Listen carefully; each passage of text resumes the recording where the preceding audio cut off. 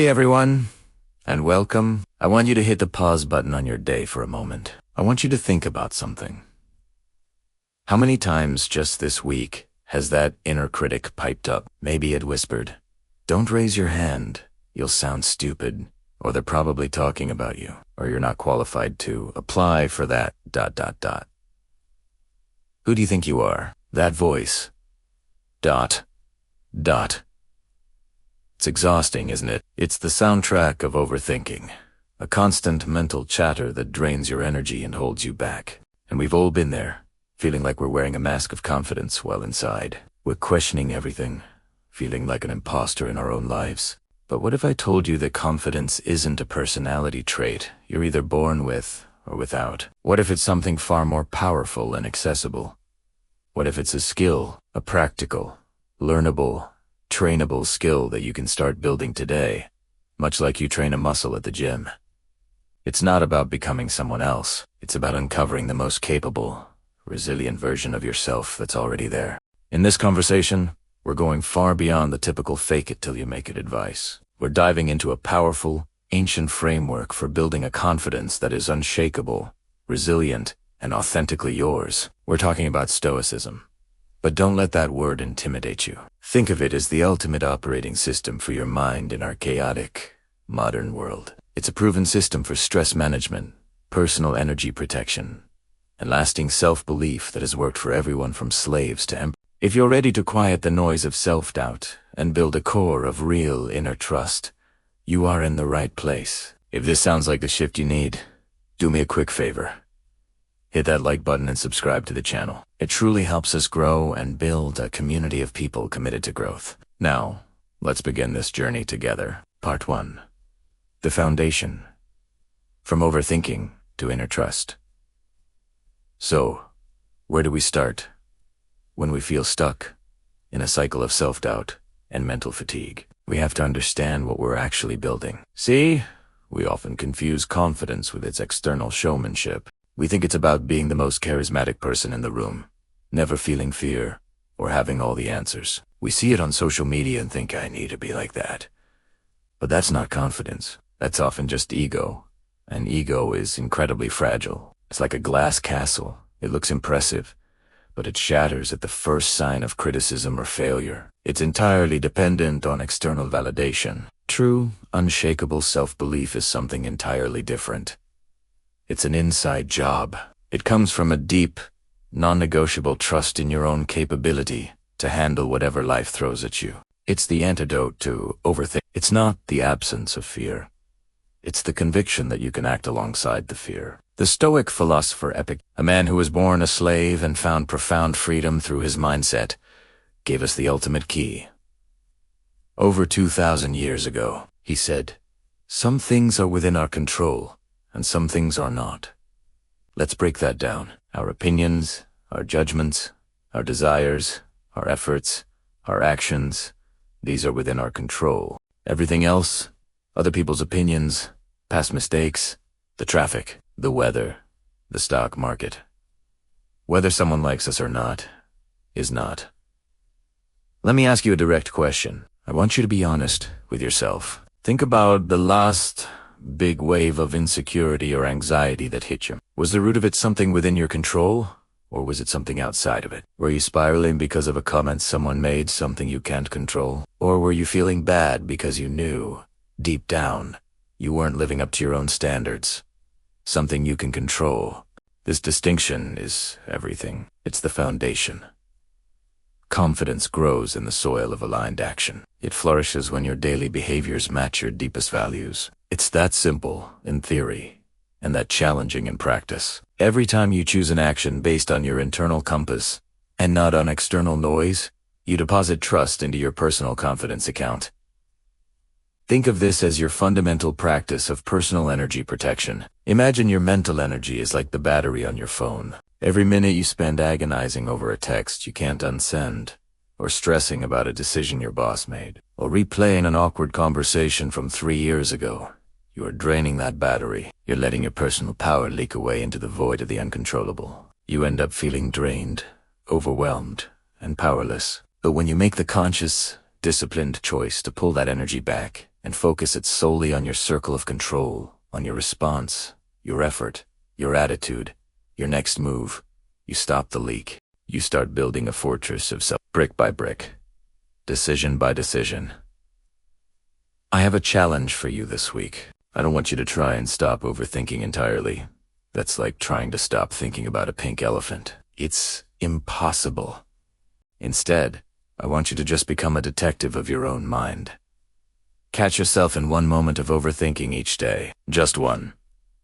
The moment you feel that familiar anxiety spiral starting, that tightness in your chest, I want you to pause, take a breath, and ask, is this within my control? If it's not, and 90% of the time it isn't, I want you to consciously decide to release your grip on it, even if just for the next hour. Visualize putting that worry in a box and setting it on a shelf. Then, I want you to redirect that reclaimed energy into one small, meaningful action that you can control. Maybe it's finally outlining that project, going for a walk, sending a thank you email, or having that calm, honest conversation you've been avoiding.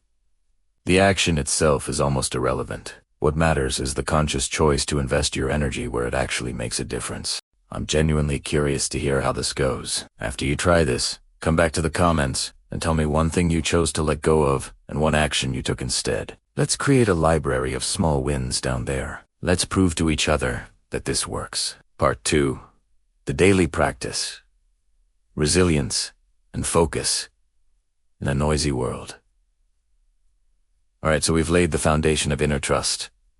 We're learning to protect our energy. But let's be real.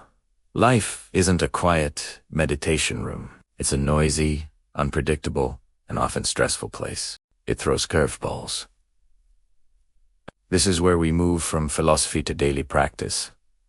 How do we build a confidence that is resilient? A confidence that doesn't just survive setbacks, but is actually strengthened by them. A confidence for the real world. The Stoics had a powerful, almost shocking mantra. The obstacle is the way. This isn't just a motivational poster. It's a radical reframe of reality. It means that every problem, every failure, every annoying delay, every criticism, every single thing that tries to block you is not a roadblock on your path. It is the path. It's the very material you use to build your strength, your character, and your wisdom. The obstacle isn't in your way. It is the way forward. Let's translate this into modern terms. That project at work that just failed spectacularly, it's not a verdict on your intelligence or your worth. It's data. It's incredibly valuable feedback from reality. That awkward, difficult conversation you've been avoiding. It's not a threat to your peace. It's a training session for your communication, your courage, and your emotional intelligence skills. That feeling of being overwhelmed, it's a signal to practice focus and prioritization. This mindset shift is, hands down, the most powerful tool for stress management I have ever encountered. You stop perceiving challenges as monsters to be feared and start seeing them as resistance training for your resilience muscle. You stop asking, why is this happening to me? And start asking, what is this trying to teach me? What strength is this situation forcing me to develop? How can I use this? I want you to imagine specific, detailed scenario. You're in a team meeting, and you passionately propose an idea you've spent weeks on, something you really believe in, and it gets shot down. Maybe it's dismissed quickly, or maybe someone even makes a slightly mocking comment. The old version of you might immediately retreat. The inner critic goes into overdrive.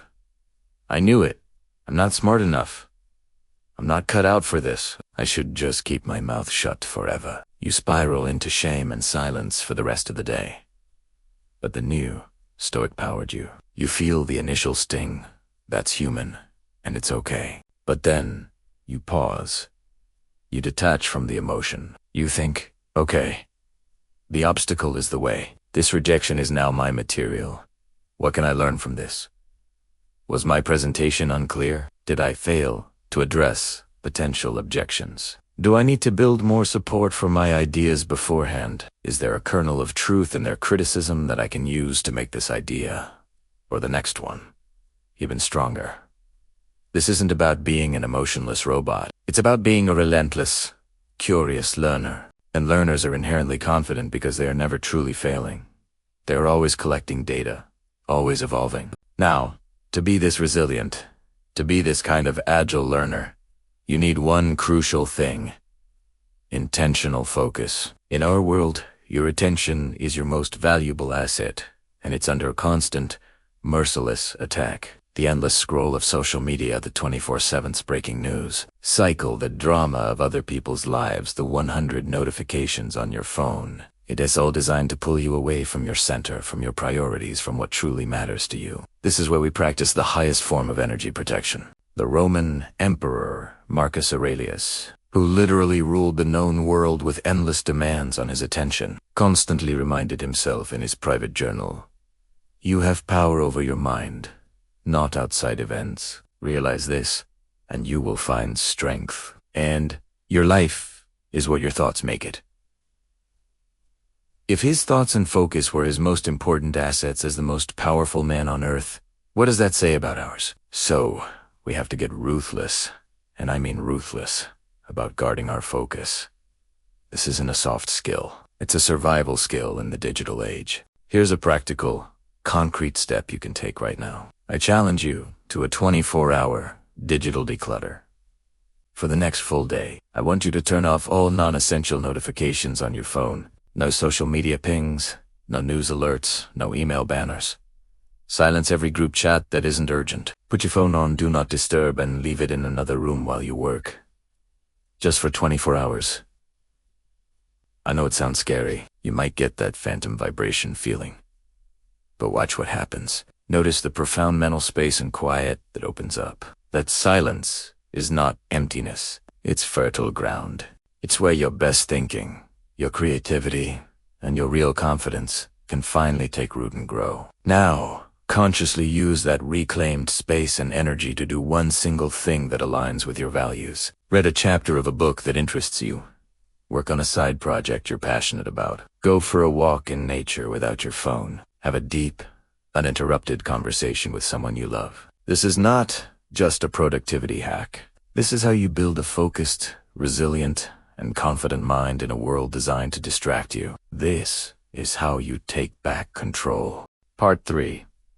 Your confident life, purpose, humility, and continuous growth. We've built the foundation of trust and developed the daily practices for resilience. Now, let us zoom out and talk about the big picture. Building a life where confidence is a natural byproduct of how you live, not a constant struggle you have to fight every morning. This is about creating an ecosystem where self-belief can thrive. This comes down to 3 things: living with purpose, embracing the superpower of humility, and committing to lifelong growth. First, living your truth. This is the culmination of everything. It's about having the courage to not only know your core values, but to then act on them consistently, even when it's uncomfortable, inconvenient, or unpopular. This is the essence of integrity. Epictetus said it bluntly: it's not enough to talk about your values. You have to live them. Your actions are your truth. Let's make this incredibly practical right now. Seriously. Pause me if you need to. Grab a notepad or open a notes app on your phone.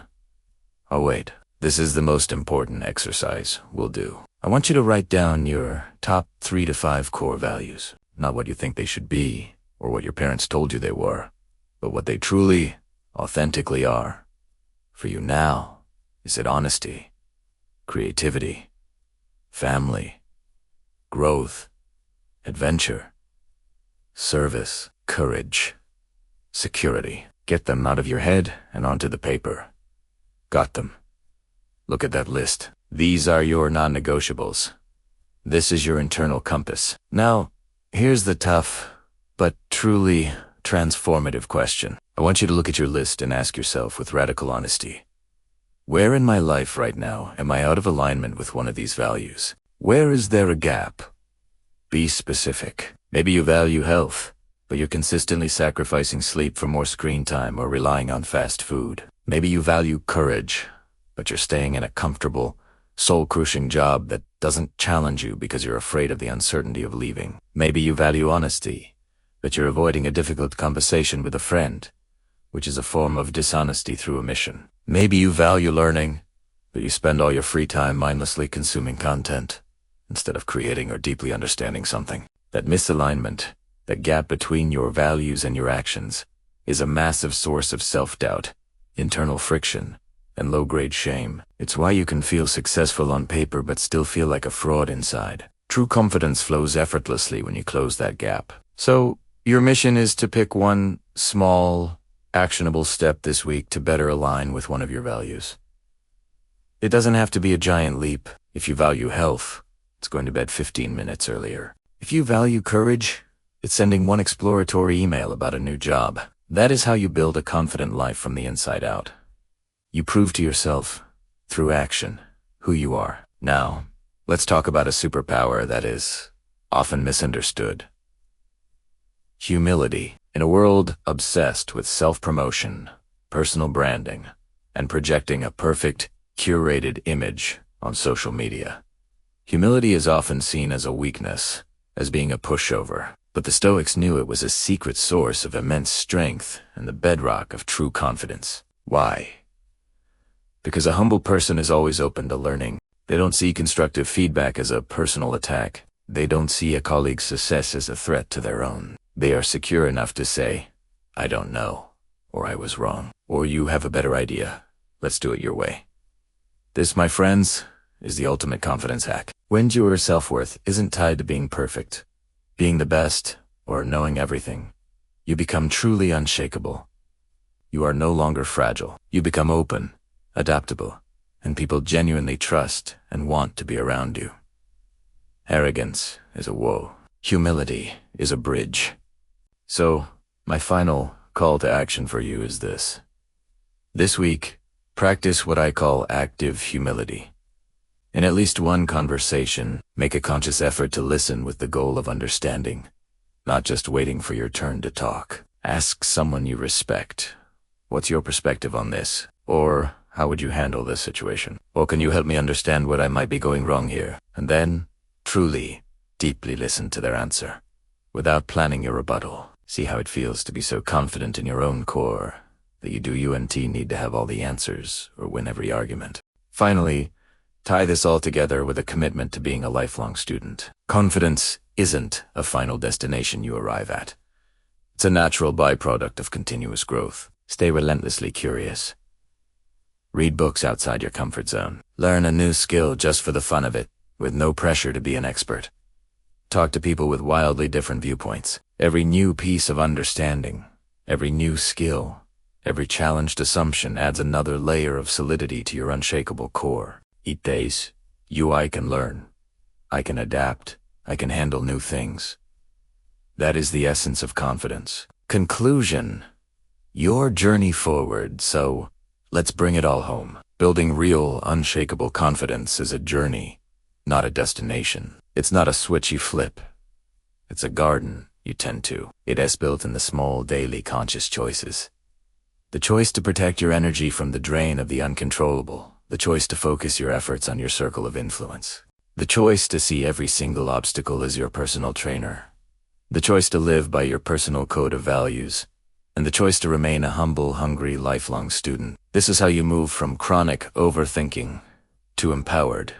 This is CV action. This is how you manage stress, not by avoiding it, but by changing your fundamental relationship with challenges. This is how you protect your precious energy to fuel a life that is truly meaningful to you. If this conversation helped you see a clearer, more practical path forward, it would mean the world to me if you'd let me know by giving this video a like and subscribing to the channel for more deep dives like this. We're building a community here, a community focused on real growth. And now, I'd love to hear from you. This is where we turn a monologue into a dialogue. This is where the real learning begins. So, tell me in the comments, what is the one biggest insight you're taking away from our time together today? And more importantly, what is the very first, small, concrete step you're going to take in the next 24 hours to start building your unshakable confidence? Share your thoughts, your commitment, your one thing. Let's learn from and support each other in the comments. Your story might be the exact thing someone else needs to hear. Thank you so much for your time, for your attention, and most of all, for your commitment to your own growth. Remember, the journey of 1,000 miles begins with a single, deliberate step. Take that step today. I believe in you. I'll see you in the next one.